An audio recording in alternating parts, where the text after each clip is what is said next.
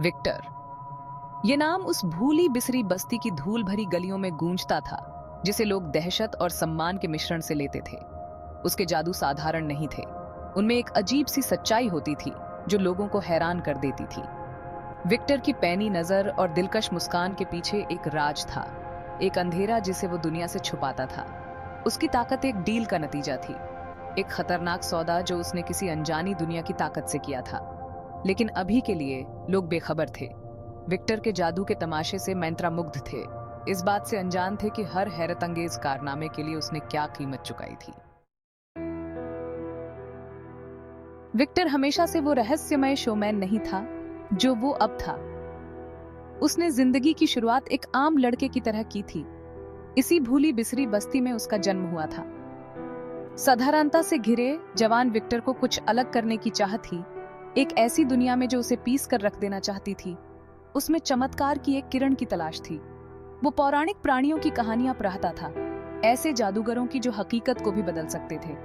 वो छोटे मोटे जादू के करतब करता था, हाथ की सफाई सीखता था और एक ऐसे दिन का सपना देखता था जब वो इस साधारण दुनिया से परे जा सके।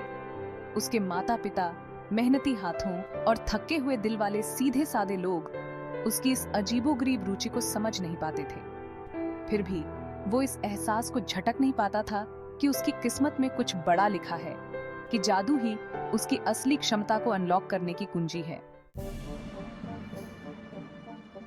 जैसे जैसे विक्टर बड़ा होता गया, जादू के प्रति उसका आकर्षण और भी गहरा होता गया। उसने कस्बे की छोटी सी लाइब्रेरी की सारी किताबें पियराज डालीं। हर उस किताब को पढ़ा जिसमें अलौकिक शक्तियों का जिक्र था। वो साधुओं और अजीबोगरीब लोगों को ढूंढता था, जिसके बारे में भी सुना कि उसे तंत्र मंत्र का ज्ञान है। ज्यादातर लोगों ने उसे एक ख्याली पुलाव पकाने वाला, परछाई का पीछा करने वाला पागल समझकर भगा दिया। एक दिन एक मरे हुए ज्योतिषी के घर की अटारी में पुरानी चीजों में से कुछ ढूंढते हुए विक्टर को एक चमड़े की जिल्द वाली किताब मिली, जिसके पन्ने पुराने थे और अजीबोगरीब निशानों से भरे हुए थे। जैसे ही उसने किताब खोली, हवा में अनदेखी ऊर्जा का संचार हो गया। उसके अंदर एक साथ खुशी और डर की लहर दौड़ गई। यह एक जादुई किताब थी, असली जादू की किताब। वो जादुई किताब विक्टर की जिंदगी का केंद्र बन गई। उसने अपना अनगिनत घंटे उस किताब के रहस्यमय शब्दों को समझने में लगा दिए। हर निशान उसके अंदर छुपे रहस्यों को उजागर करने का एक इशारा था। उसे प्राचीन राज़मों के बारे में पता चला, भूली हुई शक्तियों के बारे में जिनकी शक्तियां इंसानी समझ से परे थीं। जैसे जैसे विक्टर उस जादुई किताब के निषिद्ध ज्ञान में उतरता गया, वैसे वैसे उसके अंदर डर और आकर्षण का युद्ध चलता रहा। शक्ति और पहचान की प्यास से प्रेरित होकर विक्टर ने किताब में बताए गए राज़मों को अंजाम देना शुरू कर दिया। उसने छोटे मोटे जादू से शुरुआत की, अपनी कलाई घुमाकर चीजों को हिलाना, हवा में आग पैदा करना। विक्टर सिर्फ साधारण जादू से ज्यादा कुछ चाहता था। वो जिंदगी और मौत की शक्तियों को नियंत्रित करना चाहता था। भाग 5। विक्टर का प्रसिद्धि की ओर कैद। विक्टर की क्षमताओं की चर्चा जंगल की आग की तरह पूरे शहर में फैल गई। उसने परफॉर्म करना शुरू कर दिया।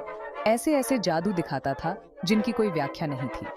चीजें हवा में गायब हो जाती थीं, नामुमकिन जगहों पर फिर से प्रकट हो जाती थीं। शहर के लोग जो कभी संदेह करते थे, अब मंत्र मुग्ध हो गए थे। वे उसके प्रदर्शन देखने के लिए उमड़ पड़ते थे, नामुमकिन को अपनी आंखों से देखने के लिए उत्सुक रहते थे। वो अब सिर्फ विक्टर मोची का बेटा नहीं था, वो विक्टर द मैग्निफिसेंट था, एक महान जादूगर जिसने प्रकृति के नियमों को भी जीत लिया था।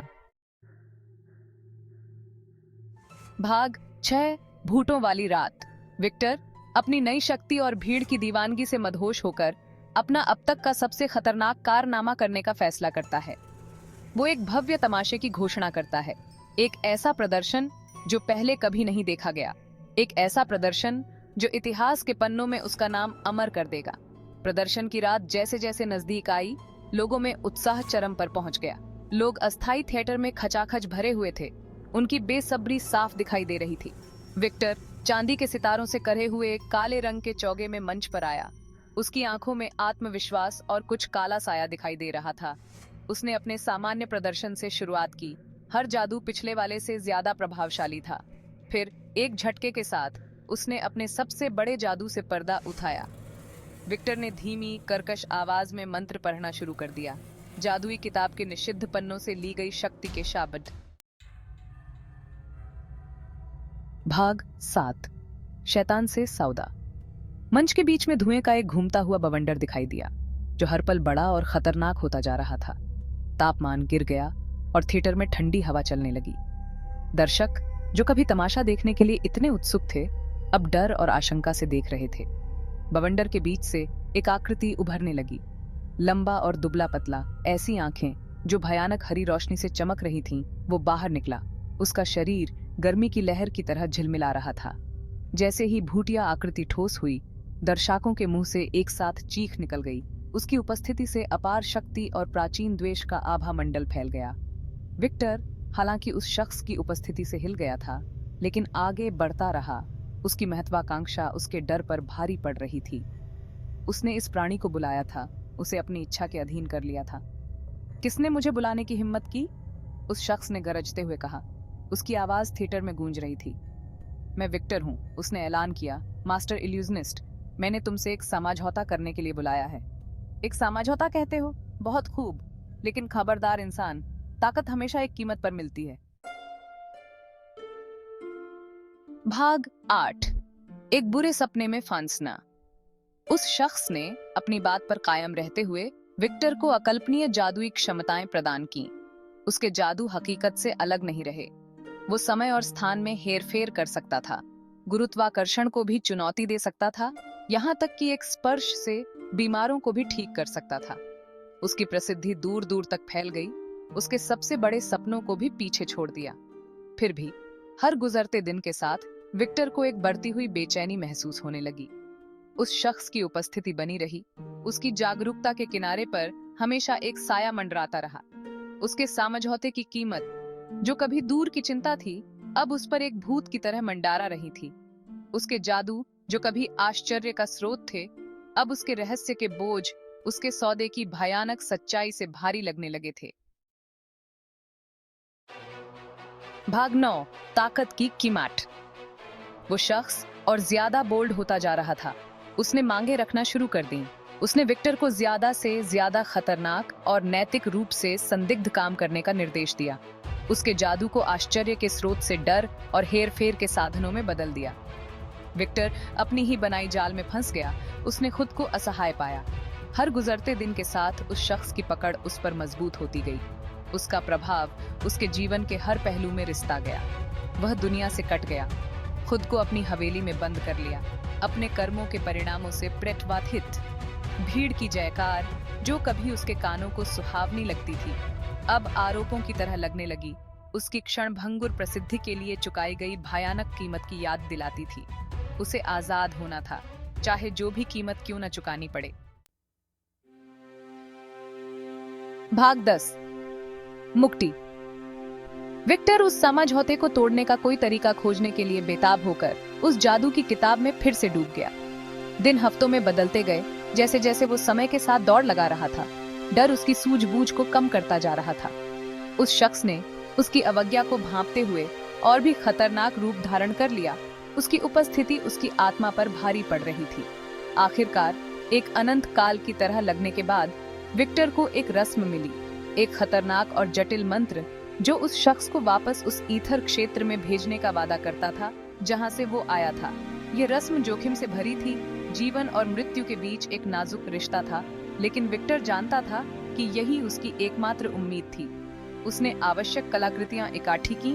उसके हाथ कैंप रहे थे, क्योंकि उसने उन्हें जादू की किताब के निर्देशों के अनुसार व्यवस्थित किया था। हवेली चरमरा गई और कराह उठी। हवा प्रत्याशा और भय से भर गई। विक्टर के इरादों को भांपते हुए वो शख्स उसके सामने आ गया। उसका रूप गुस्से और द्वेष से भर गया। तुम मेरी अवज्ञा करने की हिम्मत करते हो नश्वर? उसने दहाड़ा। उसकी आवाज से हवेली की नींव हिल गई। विक्टर ने अपनी सारी हिम्मत जुटाते हुए उस शख्स की निगाहों का सामना किया। मैंने गलती की, उसने कहा। उसकी आवाज आश्चर्यजनक रूप से स्थिर थी। और मैं अब तुम्हारी कठपुतली नहीं रहूंगा। एक भयंकर युद्ध छिड़ गया, इच्छा शक्ति का टकराव, जिसने वास्तविकता के ताने बाने को हिला दिया। जादू टूट गए, बिजली चमकी और हवेली विस्मरण के कगार पर कांप उठी। अंत में पस्त और थका हुआ लेकिन अटूट विक्टर विजयी हुआ। इच्छा शक्ति के अंतिम हताश उछाल के साथ उसने अनुष्ठान पूरा किया, उस शख्स को वापस ईथर क्षेत्र में भेज दिया। उसकी क्रोधित चीखें रात में गूंज रही थी। हवेली में सन्नाटा छा गया, हवा में ओझोन की गंध और जादू की गूंज गूंज रही थी। विक्टर थका हुआ लेकिन आखिरकार मुक्त हो गया, अपने घुटनों पर गिर पड़ा। उसके चेहरे से आंसू बहने लगे। उसने एक भयानक गलती की थी, लेकिन उसे मुक्ति मिल गई थी। उस दिन से विक्टर ने शक्ति और प्रसिद्धि की खोज त्याग दी, अपना जीवन अपने शेष जादू का उपयोग अच्छे के लिए करने के लिए समर्पित कर दिया।